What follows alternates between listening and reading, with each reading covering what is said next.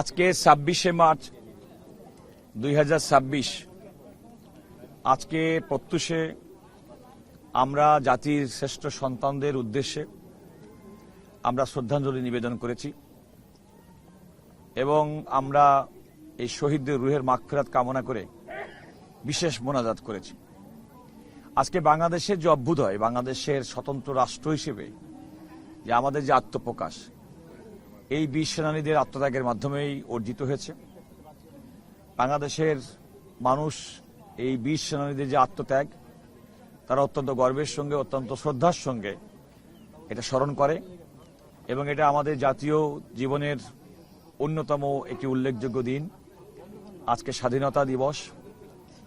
এবং আমি আজকের এই দিনে বাংলাদেশের অ্যাটর্নি জেনারেলের অফিসের পক্ষ থেকে আমি তাদের প্রতি গভীর শ্রদ্ধা জানাই এবং তাদের আত্মত্যাগের মাধ্যমে বাংলাদেশ নামক এই রাষ্ট্র যে আমরা পেয়েছি, আমাদের আজকের দিনের প্রত্যেকের প্রতিজ্ঞা হওয়া উচিত যে একটি সুন্দর বাংলাদেশ, যে বাংলাদেশের প্রত্যাশা ২৪-এর ছাত্র জনতার গণ আন্দোলনের মাধ্যমে নতুন করে